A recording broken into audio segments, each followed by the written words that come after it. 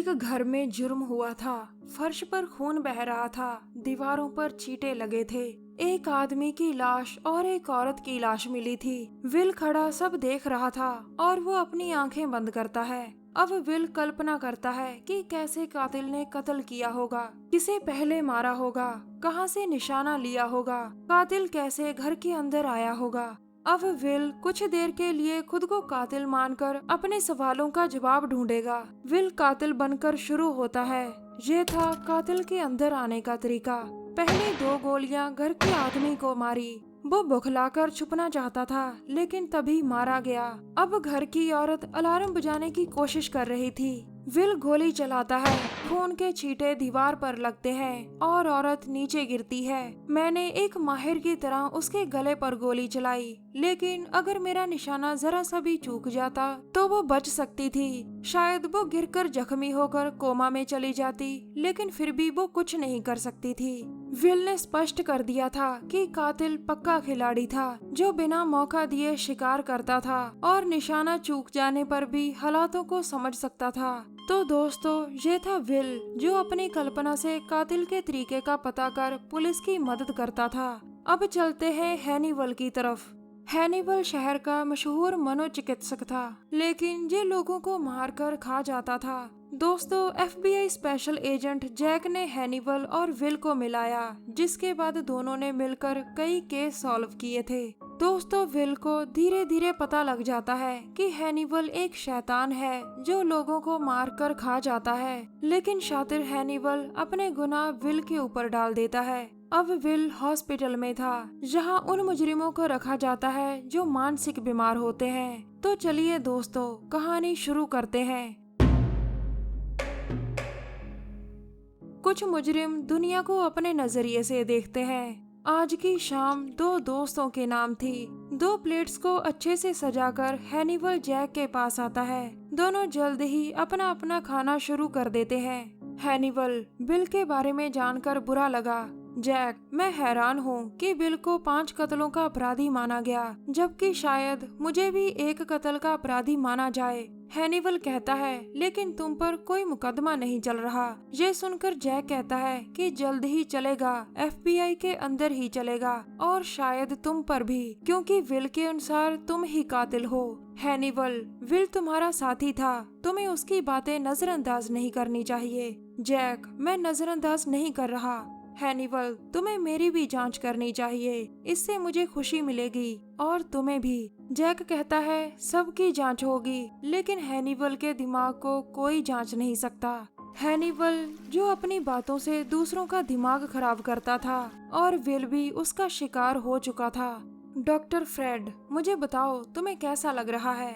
Will, मैं तुमसे बात नहीं करना चाहता, मैं डॉक्टर हैनिवल से बात करना चाहता हूँ। अगले दिन मैरीलैंड नदी में कुछ अटका पड़ा था, जिसे देखने 2 आदमी आते हैं। एक नदी को चेक करता है और पानी से एक लाश बाहर आती है। फिर दूसरी लाश बाहर आती है, जिसे देख दोनों आदमी डरकर भागते हैं। स्टेट हॉस्पिटल में विल अपनी सेल में बैठा था और हैनिवल उसके पास आता है। विल, मैं अपनी कल्पना को उसी तरह सुन सकता था जिस तरह हम मुंह से निकले शब्द सुनते हैं। हैनिवल, और अब? विल, अब मुझे तुम्हारी ही बातें सुनाई देती हैं। हैनिवल आराम से खड़ा उसे सुन रहा था। विल, मैं तुम्हें अपने दिमाग से नहीं निकाल पा रहा। हैनिवल, जब हम अकेले होते हैं तो दोस्तों की बातें याद आती हैं।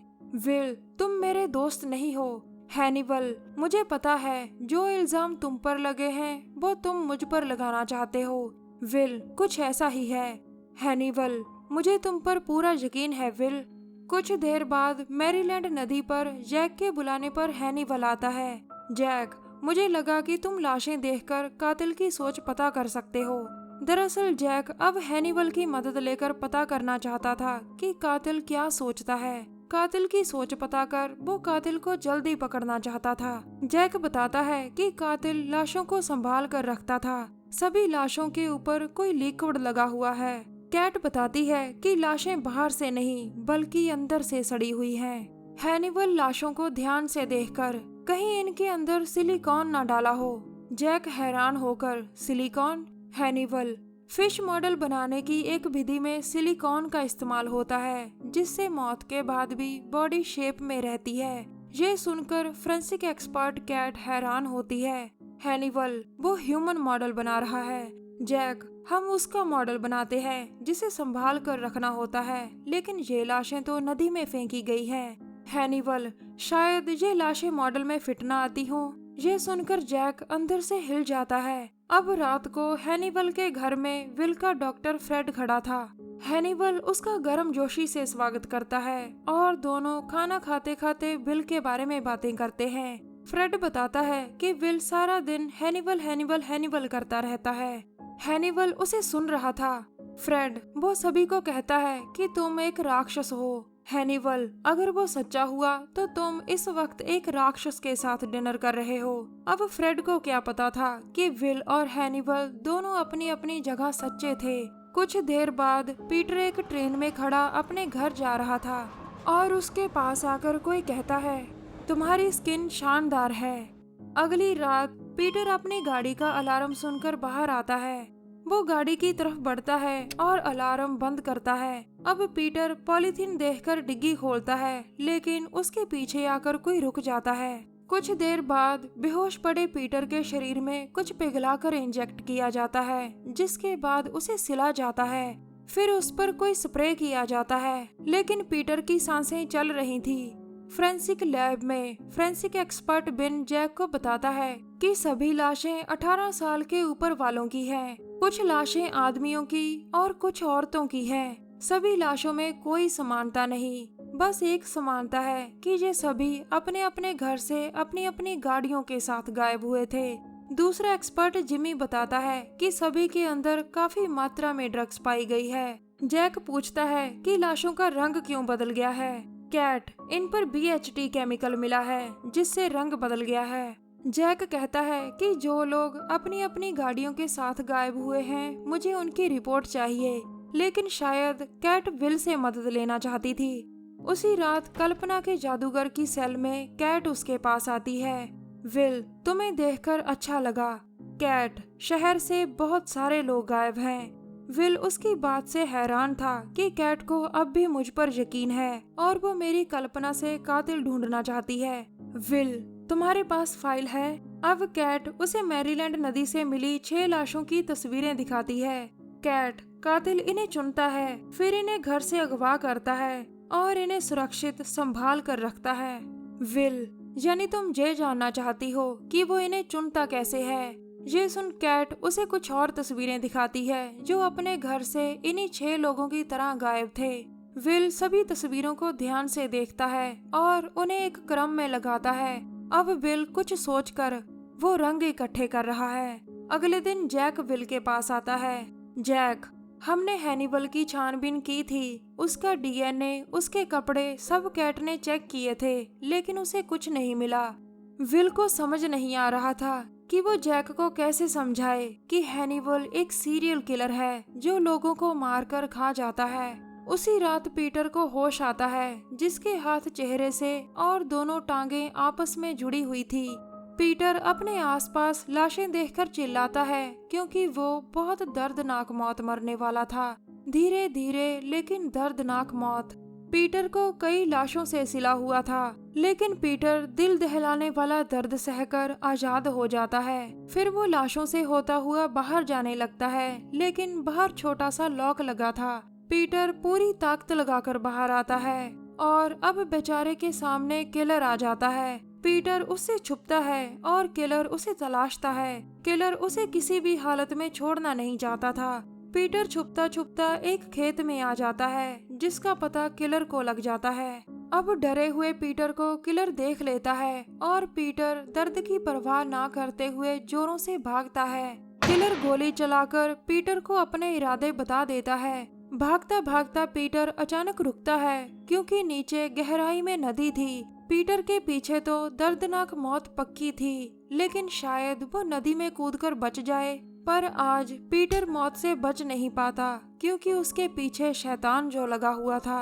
बेचारे पीटर की लाश पानी में बह जाती है। अगले दिन स्टेट हॉस्पिटल में हैनिवल और अलाना विल से मिलने आते हैं। अलाना साइकोलॉजी की प्रोफेसर, FBI की सलाहकार और विल की दोस्त थी। हैनिवल, विल तुम्हारी कल्पना ने तुम्हें जकड़ लिया है। विल, मुझे नहीं पता मुझे क्या हुआ है। कभी लगता है कि मेरी गलती है और कभी लगता है कि सारी गलती तुम्हारी है। अलाना, हैनिवल ने कुछ नहीं किया विल। विल हैनिवल से, तुमने मुझे धोखा दिया है। दोनों उसे सुन रहे थे। विल फिर हैनिवल से, मैं तुम पर यकीन करता था। हैनिवल, तुम्हें मुझ पर यकीन करना चाहिए। विल, मैं बहुत कंफ्यूज हूँ। हैनिवल, मुझे तुम्हारी मदद करने दो। ये सुन विल रोने लगता है क्योंकि उसे पता था कि हैनिवल लोगों का दिमाग खराब कर उन्हें कत्ल करने के लिए मजबूर करता है। जबकि अलाना विल को रोता हुआ देख हैरान थी। विल, मुझे तुम्हारी मदद चाहिए। तभी अलार्म बजता है और विल को उसके सेल में वापस लाया जाता है।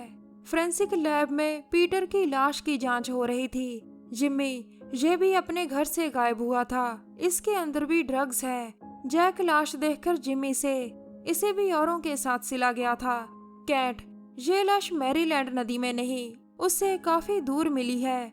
हैनिवल भी वही था जो किलर की सोच जानकर FBI की मदद करना चाहता था। जैक कैट से, सभी लाशों में कोई समानता। कैट बताती है कि जरूरी नहीं कि किलर एक जैसे लोगों को ही टारगेट करता हो। सभी लोगों की स्किन में थोड़ा थोड़ा फर्क है। वो शायद स्किन कलर इकट्ठे कर रहा है। तेज दिमाग वाला हैनिवल, किसी की भी स्किन में थोड़ा सा भी फर्क देखने के लिए हमें उसके पास जाना पड़ता है। यानी सभी विक्टिम्स ने किलर को देखा है। कैट, स्किन कलर भी कई तरह के होते हैं, यानी अभी और लाशें मिलेंगी। हैनिवल, तुम तो बिल्कुल विल की तरह बात कर रही हो। जैक ये सुनकर समझ जाता है कि कैट विल से मिलने गई थी। अब सभी को काम में लगा देख हैनिवल, जो एक शानदार शेफ था, और कहते हैं कि एक शेफ की सूंघने की ताकत जबरदस्त होती है। हैनिवल को पीटर की लाश से कॉर्नफील्ड की स्मेल आती है।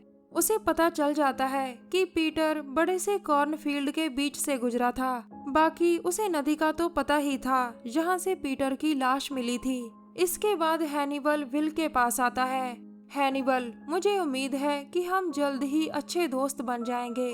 विल, दोस्ती बराबर बालों में ही जमती है। डॉक्टर और मरीज की दोस्ती मुमकिन नहीं।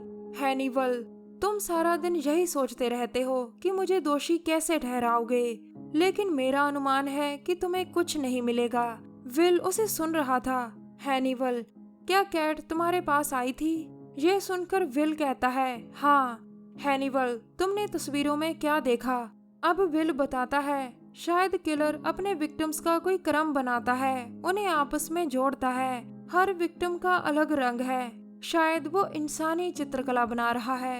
हैनिवल, वो ऐसा क्यों कर रहा है? लेकिन विल कहता है, अभी उसके रंग पूरे नहीं हुए। हैनिवल समझ जाता है कि किलर का काम अधूरा है, जिसे वो जल्दी पूरा करेगा। कुछ देर बाद स्टेट हॉस्पिटल में कैट आती है। कैट, मुझे पता है कि तुम किलर को पकड़वाकर कत्ल रोकना चाहते हो। दरअसल कैट विल से अपने ही अंदाज में मदद मांग रही थी। विल, मुझे बदले में कुछ चाहिए। कैट, तुम्हें क्या चाहिए विल? विल, मैं चाहता हूँ कि मेरे खिलाफ जितने भी सबूत हैं तुम उन्हें खत्म कर दो। कैट कहती है, मैं ऐसा नहीं कर सकती। विल, अगर मैं दोषी हुआ तो तुम्हें और सबूत मिलेंगे। अगर मैं निर्दोष हुआ तो भी तुम्हें बहुत सारे सबूत मिलेंगे। कैट की समझ में कुछ नहीं आता। इसके बाद विल कैट से फाइल लेता है। विल, क्या मैं तस्वीरें अकेला देख सकता हूँ? कैट, हाँ। ये कहकर कैट चेयर पर बैठ जाती है। अब विल फाइल को खोलता है जिसके अंदर पीटर की तस्वीरें थी। अब कल्पना का जादूगर अपनी आंखें बंद कर कल्पना करता है जैसे पीटर की लाश सामने पड़ी हो। विल अपनी कल्पना में आ चुका था और वो कहता है, इसकी चमड़ी दूसरी लाशों जैसी नहीं है। कातिल ने अपना काम किया, लेकिन उसने इसे नदी में क्यों फेंका? अब विल पूछता है कि क्या पीटर नशा करता था? कैट बताती है कि वो पहले कई नशे करता था। अब विल बताता है कि कातिल ने इसे ड्रग्स की ओवरडोज देकर मारना चाहा, लेकिन कातिल को ये नहीं पता था कि ये पहले भी नशा करता था, जिस वजह से इस पर ड्रग्स का असर ज्यादा समय तक नहीं रहा। विल, इसने खुद को आजाद किया और ये भागा। कैट पूछती है, ये नदी में कैसे मरा? विल, कातिल ने इसे नहीं मारा था, वो तो इसे पकड़कर वापस कैद कर लेता। कैट, ये कहाँ से भागा होगा? विल, ये किसी प्राइवेट जगह से भागा होगा, शायद किसी कारखाने से, खेत से, जो भी नदी के पास होगा। अब कैट जाने लगती है, लेकिन बिल पूछता है, हैनिबल ने इसे देखकर क्या कहा? कैट, उसे लगा कि कातिल ने इसे दूसरों की तरह मारकर नदी में फेंक दिया होगा। विल, ये जरूरी नहीं कि उसे ऐसा ही लगा होगा। विल की बात बिल्कुल सच थी। हैनिबल कहता कुछ और है और करता कुछ और है। दूसरों के दिमाग के साथ खेलने में उसे पूरा मजा आता है। उसकी नाक ने बता दिया था कि कातिल कहाँ मिलेगा। अब हैनिबल की आंखों के सामने चित्रकला थी, जिसे देख हैनिबल अंदर से खुश होता है। उसे पता चल जाता है कि किलर क्या देखना चाहता है। तभी अंदर किलर आता है, जिसे हैनिबल देख रहा था। तुम्हारा काम शानदार है। दोस्तों, कल देखेंगे हैनिबल किलर की किस बात से खुश था, हैनिबल किलर के साथ क्या करेगा, किलर की क्या सोच थी। और हाँ, कल एक नया किलर आएगा नई सोच के साथ। कल वीडियो देखना ना भूलें। तब तक के लिए नमस्कार, जय हिंद। हमारी वीडियो देखने के लिए धन्यवाद। प्लीज हमारे चैनल को जरूर सब्सक्राइब करें।